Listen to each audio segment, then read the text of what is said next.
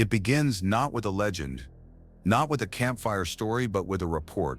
A report typed in cold military language, stamped with the words classified, do not distribute. For decades, those papers sat in locked cabinets, hidden from the public. Most people never saw them, and those who did wished they hadn't. The report told of a place the Navy once controlled, a warehouse standing silent on the edge of an old dockyard. At first glance, the warehouse was nothing special, just steel and concrete, a storage site for cargo and spare equipment, a forgotten relic of the Cold War. But the truth is, the warehouse carried secrets, secrets that soldiers would stumble upon and never forget. For years, locals whispered about the building. Fishermen swore they saw lights flickering inside when it should have been pitch black. Dock workers claimed they heard footsteps on the steel floors when no one was there. Some even said they spotted figures moving behind the windows. Long after the Navy had abandoned the site, most laughed it off as rumors. Ghost stories to scare the rookies. But the Navy didn't laugh. The Navy took it seriously. Something strange was happening inside that warehouse, something no one could explain. The official records reveal that the Navy had been monitoring the site for months. Equipment stored there often went missing. Guard dogs refused to enter the building, howling at the doors as if something on the other side terrified them. Sailors stationed near the dock reported sleepless nights, plagued by dreams of voices whispering through the walls. And then came the final straw. A supply officer reported that an entire crate of gear had vanished. The locks were untouched. The doors were sealed, but the crate was gone. When questioned, the officer admitted he had heard voices inside the building the night before. Voices that didn't sound human. He couldn't describe them, only that they were wrong, distorted, and chilling. That was enough to push command into action. A team would be sent to investigate. It wasn't just about ghost stories. That dockyard had been used for sensitive cargo during the Cold War. If spies or intruders were sneaking inside, it was a matter of national security. But still, there were whispers among the higher-ups. What if the reports were true? What if something else was in that building? The soldiers chosen for the mission weren't told about the rumors. To them it was routine. Enter the warehouse. Investigate. Secure what was missing. Report back. Simple orders, nothing unusual, but in reality, they were stepping into something none of them were prepared for. Years later, one of the surviving men described the moment before they entered. The team stood on the dock, the metal beneath their boots echoing as the waves lapped against the shore. Fog rolled in from the water, thick and heavy, swallowing the beams of their flashlights. The warehouse towered over them, its rusted doors shut tight like the mouth of a sleeping giant. As they approached, the air seemed heavier. Not fear, at least not yet, but something else. A weight pressing down on their chests. One of the soldiers tried to joke, muttering, "Feels like walking into a grave." The others forced a laugh, but none of them found it funny. What they didn't know then was that the grave they were walking into was very real. The report ends its opening statement with one chilling line, a warning typed in bold. The following events are not to be considered natural in origin. And from that moment forward, the nightmare began. The warehouse stood at the edge of the dockyard, a massive block of steel and concrete that loomed over the water like a forgotten sentinel. From a distance, it looked ordinary, just another industrial structure among the cranes and warehouses that dotted the shoreline. But up close, the building told a different story. Its walls were streaked with rust where the salty air had eaten through the paint. The once white numbers painted above the entrance had faded into ghostly smears. The windows were filthy, some cracked, some boarded shut, and when the wind pushed across the bay, the loose sheets of metal on the roof clanged like a warning bell. By day, it was silent. Seagulls perched on the ledges, the occasional splash of water breaking the stillness. But the silence was deceptive. At night, the entire place changed. The building seemed to breathe. Shadows shifted inside the windows as though someone or something was moving around. Lights flickered faintly behind the grime-streaked glass, not bright, just a dull glow, the kind you'd expect from a lantern deep inside. The problem was, there was no power running to the warehouse, none. Locals had been avoiding the place for years, Dock workers refused to walk past it after sunset. They claimed they heard the sound of chains dragging across the floor, heavy footsteps pacing back and forth, and sometimes a low humming like a chant carried on the wind. A fisherman once said he saw a figure standing at the top of the dock, silhouetted against the warehouse's door. He waved at it, thinking it was a night watchman, but when the fog cleared, the figure was gone, and the dock was empty. The soldiers didn't know these stories when they arrived. To them, it was just another checkpoint, another forgotten piece of property to sweep and secure.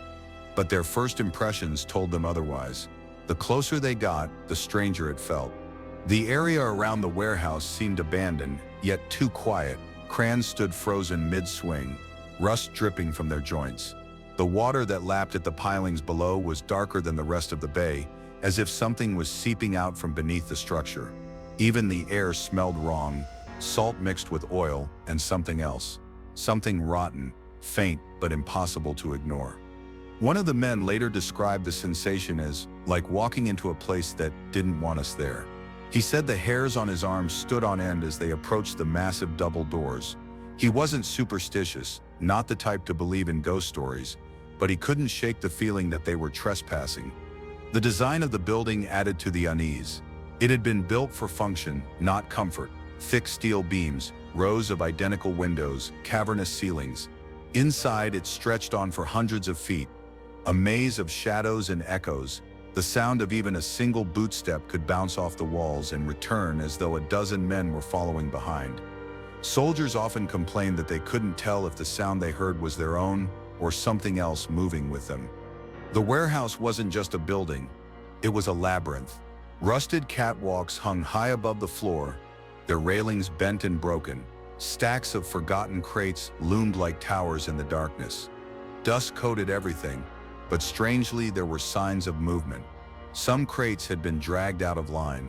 Tools were scattered across the ground as though someone had been working there not long ago. Yet no one was supposed to have entered for years. And then there were the marks.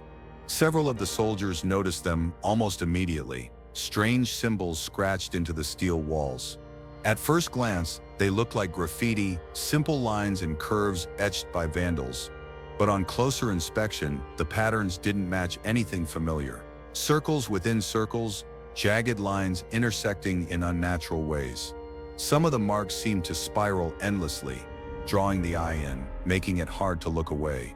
The men didn't mention it at first, but later they admitted those symbols made them uneasy. The deeper they walked, the colder it became. Not the natural chill of night air, but a damp, heavy cold that seemed to cling to the skin. Their flashlights cut through the darkness, beams slicing across stacked crates and rusting metal. But the light never seemed to reach far enough. The shadows swallowed it whole, leaving pockets of blackness that felt alive. Every noise echoed louder inside. A drip of water falling from the ceiling sounded like a gunshot. A rat scurrying across the floor made their hearts race. But what disturbed them most was the sound of footsteps, footsteps that didn't belong to them. At first, they thought it was just the echo. One boot striking the floor, bouncing around until it seemed like 2 or 3 more were following. But then the rhythm shifted. The footsteps weren't in sync with theirs anymore.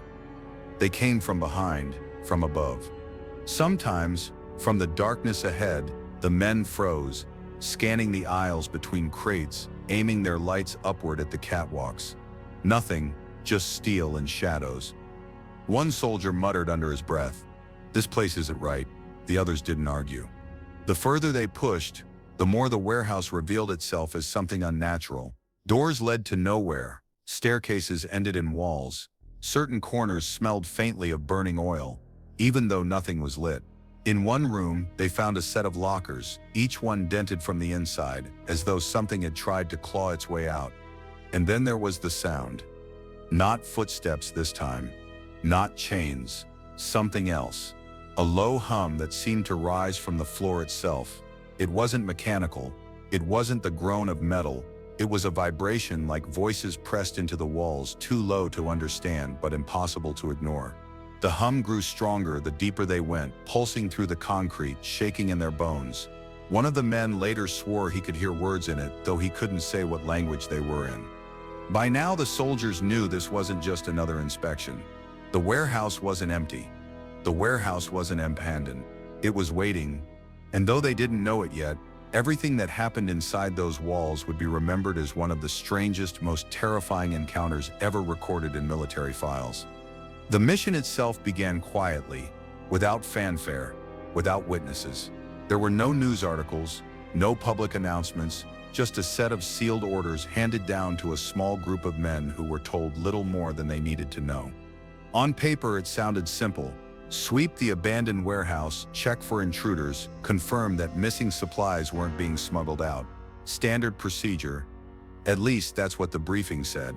But the soldiers noticed something strange right away. The orders were marked eyes only. Normally, that kind of classification was reserved for intelligence operations, not routine security sweeps. The officer in charge read their instructions aloud in a voice that was steady but tight. You are to secure the warehouse facility. You are to document all findings. You are not to discuss the mission outside this unit. There were no details about what they might encounter inside. No mention of the strange reports that had been piling up for months. No warnings about the voices, the lights, the footsteps. Nothing about the missing crate or the symbols etched into the walls. The Navy wanted their men to walk in blind. Later survivors of the mission would say that was the first red flag. The men chosen were not rookies. They were experienced naval personnel, trained for boarding operations, inspections, and hostile encounters. These weren't the type to jump at shadows. They carried rifles, flashlights, and radios. Each man moving with the discipline drilled into them over years of service. On the surface, they looked ready for anything. But in their silence, you could feel the weight of unease pressing down. Some of them had already heard the rumors. Soldiers talk, after all. They'd heard the dock workers whispering about figures in the windows, the dogs refusing to enter. They'd laughed it off in the barracks, but now, standing on the cold steel docks staring at the warehouse doors, the stories didn't seem so funny. The commanding officer, a man known for being hard and unsentimental, tried to steady them. He reminded them that their job wasn't to believe in ghost stories. Their job was to protect military property. He told them the missing equipment was likely stolen, that the noises people reported were probably just vagrants or kids sneaking inside. He said it was all explainable. But as he spoke, one of the soldiers swore he saw the officer's hand tremble just slightly when he unfolded the orders. The Navy wanted this mission done quickly. No questions, no delays. That was clear. But there was something odd about the way the orders were worded. The men were told to document everything unusual. Normally that meant photos of damage or records of theft, but this time the instructions were broader. Stranger, one line in particular stuck with them. Report all activity regardless of nature. Activity, not evidence. Not intruders. Activity. The wording suggested that command already knew what they might encounter inside was not ordinary. Still, the men followed their orders. That's what soldiers do. They checked their weapons, tested their radios, and strapped on their gear before stepping forward. One man muttered, "All this for a damn warehouse?" Nobody answered. When the heavy steel doors were forced open, the sound was deafening. Hinges groaned like they hadn't been touched in years. The stench of damp metal and oil poured out. The air inside was colder than the night outside. So cold their breath fogged instantly. One soldier later said that stepping through those doors felt like crossing a threshold, not just into another building, but into something else entirely. He said it felt like the world on the other side wasn't the same as the one they had left behind. The team spread out, rifles raised, flashlights cutting across the cavernous dark. Their radios crackled softly, but already the signal was weaker than it should have been. Alpha team entering the warehouse, the officer reported. Com check, confirm copy, static. Then a faint reply. The connection was unstable, as if the walls themselves were swallowing the signal. The men were tense, but their training kept them moving. They worked methodically, clearing one section at a time. Crates, machinery, shadows, nothing unusual at first glance. And yet, the longer they stayed inside, the more oppressive it felt. Every step echoed back at them in ways that didn't make sense, as though unseen figures were pacing just a few feet behind. The orders said they were to investigate the source of disturbances, But what do you do when the disturbance isn't physical? When it isn't a trespasser you can catch, or stolen supplies you can track? What do you do when the disturbance is in the air itself? In the way the building seems alive? In the way every sound feels wrong? One soldier asked quietly, "Sir, do we even know what we're looking for?" The officer didn't answer. He just told them to keep moving. That silence spoke louder than words. It meant the truth, that the men had been sent here not to solve a problem, but to be the proof. To confirm the Navy's worst suspicions, to walk into a place nobody wanted to acknowledge, and come back with something undeniable. Only most of them wouldn't come back at all. And so, their orders carried them forward, line by line, aisle by aisle, deeper into the warehouse, deeper into the silence. Their boots echoed, their lights trembled, and somewhere above them, in the blackness of the catwalks, something moved. The mission was no longer about missing supplies. It was about survival. They just didn't know it yet. The first half hour inside the warehouse was uneventful. The men moved through the aisles of crates with practiced precision, clearing each section as they went. Their boots thudded softly against the concrete floor, flashlights sweeping across rusted beams and forgotten machinery. On the surface, it was just a building, empty, decayed, abandoned. But uneventful doesn't mean calm. Uneventful doesn't mean safe. Every man in that group could feel it. The silence was too heavy, too thick. Even their own breathing seemed too loud, bouncing back at them from the steel walls. And underneath it all, there was that strange, nagging sense, like the building itself was watching. It started small. A drip of water from a broken pipe, a creak from the catwalk high above. Nothing unusual, not at first, but then came the sound that stopped them cold. Footsteps, not their footsteps. They had been walking in formation. Their rhythms matched. Soldiers are trained that way, to move as one. But what they heard next wasn't in sync with them. It was slower, heavier, each step echoing from somewhere deeper inside the warehouse. The men froze, rifles raised, flashlights aimed forward. For a moment, no one moved. Just the sound of boots, distant, deliberate, moving across the concrete, then silence. The officer gave a hand signal. Advance. They pushed deeper into the warehouse, following the sound.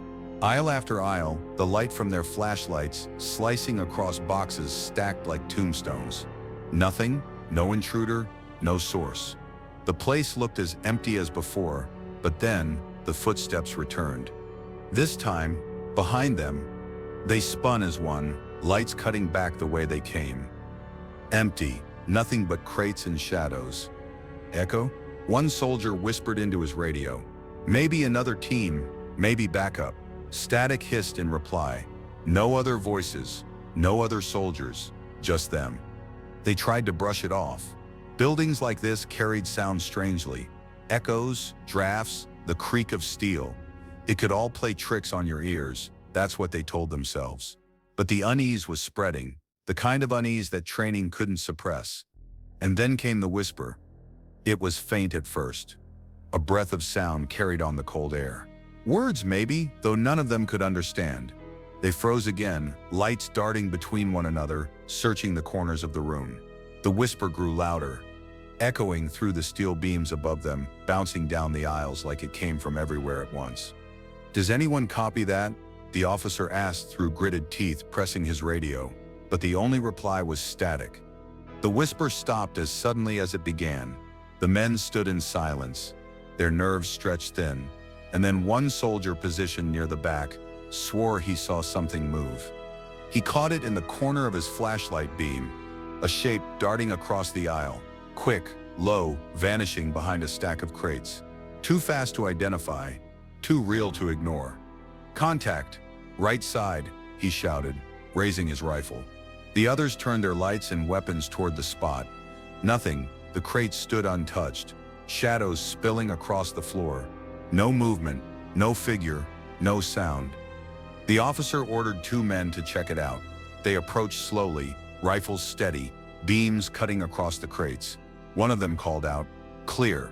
The other followed, circling behind. Both men stopped in their tracks. Because on the side of the crate was a mark, not paint, not graffiti, a symbol carved deep into the wood, circles within circles, jagged lines twisting in unnatural patterns.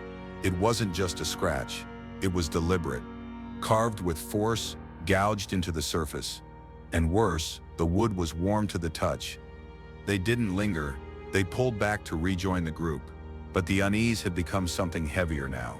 The whispers, the footsteps, the mark, it was no longer possible to explain away as the tricks of an old building. Something was in there with them. As they pressed deeper, the building began to respond. Lights on their radios flickered, flashlights dimmed, then surged back. Every sound was amplified, distorted. Their boots seemed louder, their breathing harsher, and above them faintly came the sound of metal scraping against metal. They raised their beams to the catwalks. For a split second, just before the light touched it, one soldier swore he saw a figure moving along the rail. A silhouette, tall, thin, watching, and then gone. The men began to mutter among themselves, breaking formation, nerves unraveling. One of them whispered, "We started not alone in here." The officer barked at them to stay sharp, to keep moving. But even his voice trembled now. They had orders, yes. But orders could only carry men so far. Beyond that was instinct, and their instincts screamed at them to leave. They reached a corridor leading toward the interior rooms. The air grew colder, heavier, their lights caught rows of lockers against the wall, doors dented and twisted. As they passed, one of the lockers shuddered, not loudly, not violently, just a faint metallic rattle, as though something inside shifted. The men froze, rifles raised. One of them, his nerves breaking, kicked the locker door open. It clanged against the wall, echoing through the darkness. Inside, nothing. Empty, just dust and rust. But every locker down the row rattled in reply, one after another, metal doors trembling as if something invisible was trapped inside each one, struggling to get out. The soldiers backed away, panic breaking through discipline. The officer ordered them forward toward the main chamber. But the damage was done. The first encounter had already happened. The warehouse had shown itself. And from that moment on, the mission was no longer about investigation. It was about survival. The deeper they pushed into the warehouse, the worse it became. What had started as whispers and echoes grew louder, bolder, as if the building itself realized it no longer needed to hide. The air was different now. Heavy, damp, cold enough that every breath turned into a white cloud in front of their faces. One of the men kept rubbing his gloves together, muttering that he could feel the cold sinking into his bones. Another soldier swore he could smell something burning, faint at first, then stronger, like scorched metal mixed with rotting flesh. But when they searched for the source, they found nothing. No fire, no smoke, just the darkness, pressing in tighter with every step. Their radios were failing fast. Static hissed in their ears, sometimes breaking into sharp pops, like voices trying to force their way through but never quite forming words. Flashlights flickered at random, beams dimming, sputtering, then flaring so bright it hurt their eyes. Equipment that had been tested before entry now behaved as though it belonged to another world. And then the first man disappeared. It happened without warning. They had been moving in formation, 6 men wide, clearing the aisles between crates. The soldier at the far left rounded a corner just a second before the others. When they turned to follow, he was gone. His rifle lay on the ground, the strap twisted, as if it had been yanked violently off his shoulder. The men shouted his name, voices echoing into the steel and shadows. No response. They swept the area with flashlights, checked behind every crate, every corner. Nothing. He was simply gone. And then they heard him scream. The sound tore through the building, sharp and desperate, bouncing off the walls until it came from everywhere at once. The scream cut off abruptly, replaced by silence. The soldiers stood frozen, rifles shaking in their hands. Some wanted to rush toward the sound, but others held back, instincts screaming that whatever had taken him wanted them to follow. The officer made the call. They would regroup and move deeper together. "Nobody splits off again," he ordered, his voice breaking through clenched teeth. "We stay tight, we move as one." But the warehouse had other plans.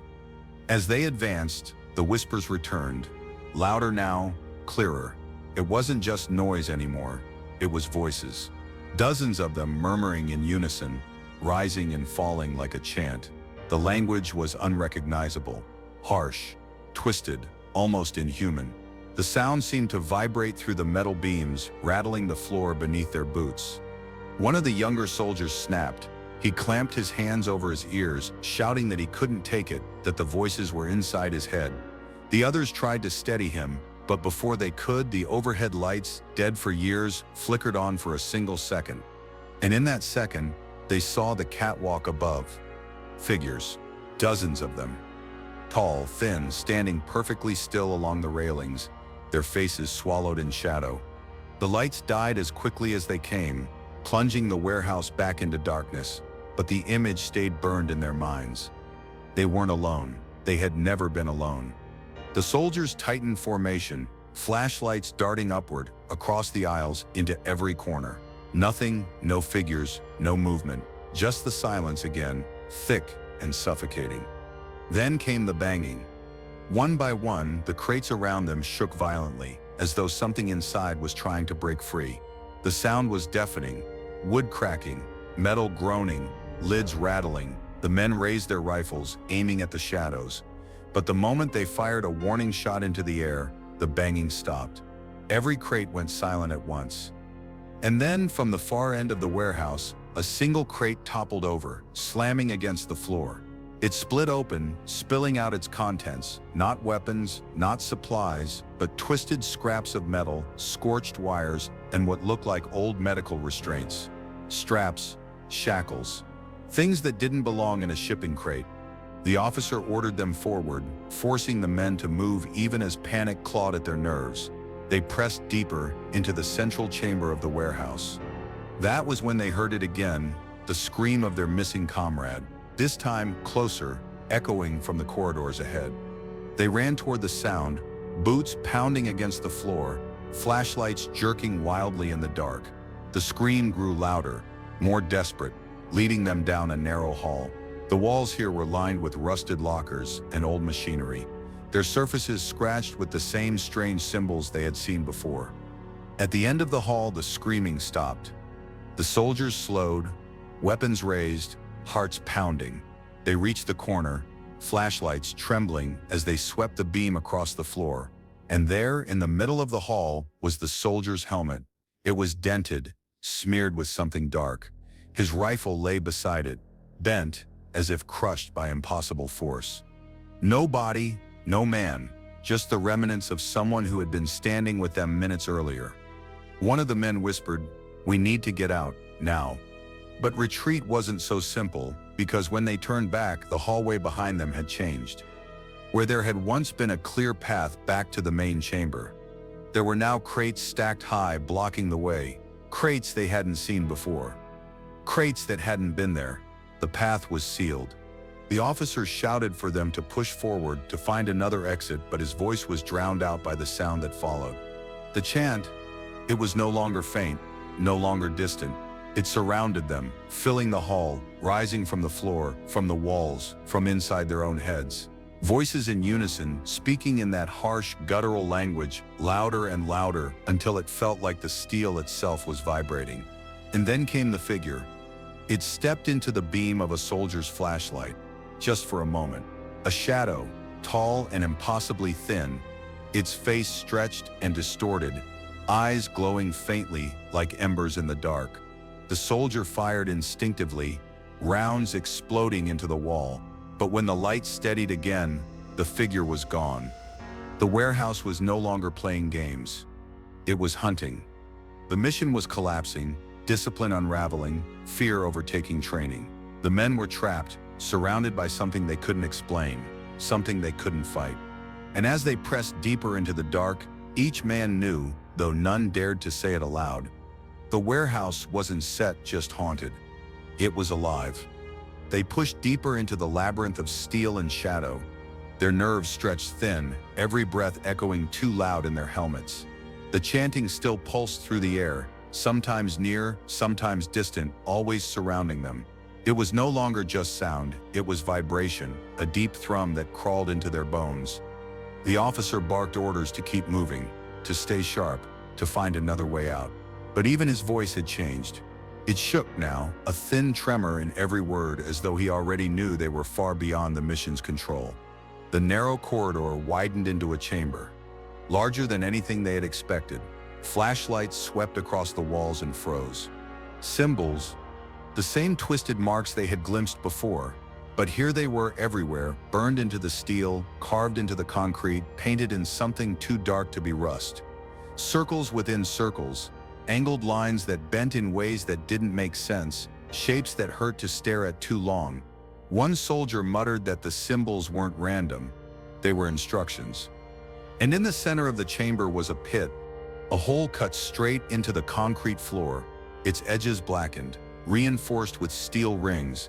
It dropped into darkness so deep their flashlights couldn't reach the bottom.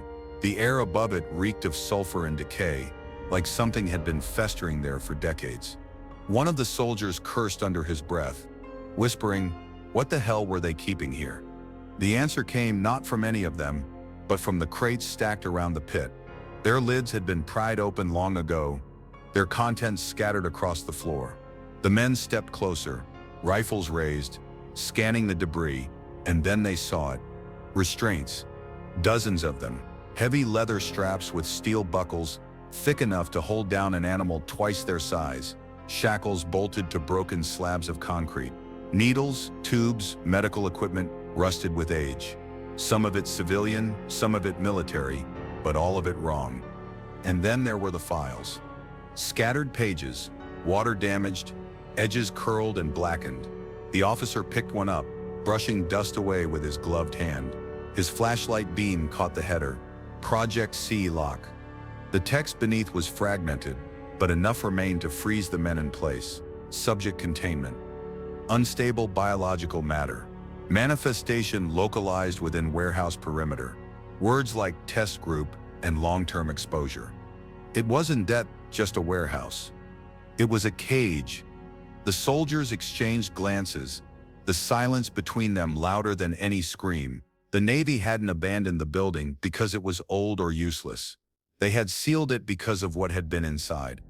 Another file described auditory contamination, a phrase that suddenly made sense of the whispers and chanting. Exposure led to hallucinations, breakdowns, disappearance. Some notes ended mid-sentence, as though whoever had written them hadn't finished before something stopped them. The officer read in silence, his jaw tight.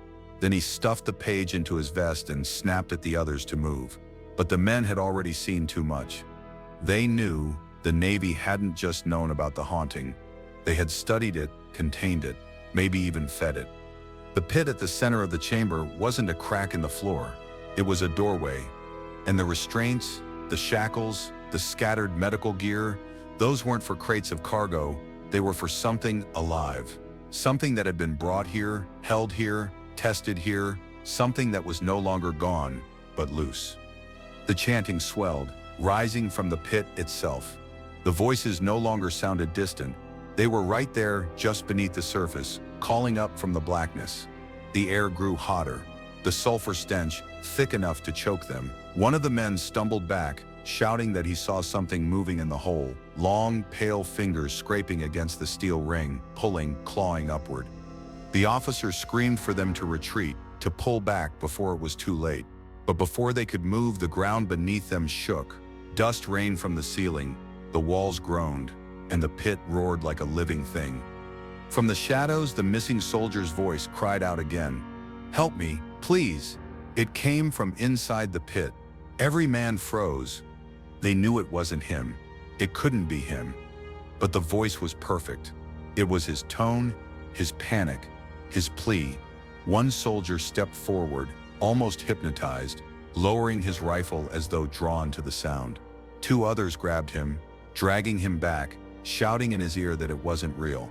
But the voice kept calling, louder, closer, until it sounded like it was right beside them. And then from the dark of the pit, another voice rose to join it. A woman's voice this time, soft, gentle, pleading, then another, and another. A chorus of voices, male and female, young and old, overlapping in perfect harmony. They weren't random. They weren't trapped souls. They were bait. The soldiers had uncovered the truth. The Navy had built this warehouse as a prison for something not of this world. They had experimented, studied, tried to understand, and when they realized they couldn't control it, they sealed it away. But time had passed, the seals had weakened, and now the thing inside wasn't contained anymore. The officer made the call, full retreat, no hesitation. But as the men turned to flee, the chamber lights flickered on, and they saw what had been carved above the pit, etched into the steel beams in letters as tall as a man. Do not feed the voices. The lights died again, leaving only darkness. And with it came the sound of something climbing. The sound of claws dragging against steel rose from the pit, slow at first, then faster, like something pulling itself hand over hand, climbing up toward the surface. Every man froze, weapons aimed. But deep down they all knew bullets wouldn't matter here. The officer screamed for them to move. Out now, go! His voice cracked, not from authority anymore, but desperation. The soldiers broke into a run, boots pounding against the trembling concrete as the air behind them split with an unearthly shriek. It wasn't sit human. It was every voice they had heard, male, female, young, old, all layered together in one horrific sound, a chorus of screams and laughter and sobs that chased them down the corridor like a storm. The walls rattled, lights exploded overhead, showers of sparks raining down. One man slipped in the chaos, crashing into the ground. Two others tried to grab him, but the floor beneath him buckled, splitting open like rotten wood. From the crack, black hands shot upward, too long, too thin, jointed wrong, and dragged him screaming into the dark. His rifle clattered uselessly on the floor. He was gone before the others could blink. They didn't stop to mourn. Survival drove them forward. The halls were changing again. Crates appeared where there had been none, blocking passages, forcing them into narrower paths. Doors slammed shut on their own, sealing off routes they had taken minutes earlier. It was as if the warehouse itself was alive, reshaping, hurting them. The whispers returned, closer now, not just in their ears but in their skulls. Voices hissed promises of safety, of freedom, if only they turned back. Some voices called them by name. One soldier broke formation, spinning wildly, shouting at someone only he could see. He fired his rifle blindly into the dark, screaming for his mother. The others tried to pull him along, but a shadow swallowed him whole, yanking him backward into a locker that slammed shut with a deafening clang. His screams cut off instantly. The remaining men, half their original number, kept running. They reached the loading bay, the massive steel doors looming like salvation. The officer barked at them to move faster, to pry the doors open. They threw their weight against the rusted mechanisms, straining, grunting, while the officer covered them, rifle shaking in his hands. The pit's roar echoed through the halls, closer now, a sound so deep it rattled their bones. Dust fell from the rafters, the floor cracked underfoot. The warehouse was tearing itself apart. With a final heave, the doors groaned open a few feet, enough for a man to squeeze through. The first soldier dove for the gap, dragging himself into the foggy night. Another followed. The third was halfway through when something yanked him back, his scream slicing through the night. His fingers clawed at the concrete as he vanished into the dark, leaving gouges where his nails tore free. The officer shoved the last surviving soldier toward the gap. "Go! Don't look back," he bellowed. The young man obeyed, squeezing into the night, tumbling onto the dock outside. He turned just in time to see the officer raise his rifle and fire into the blackness. What stepped into the beam of his flashlight was not a shadow anymore.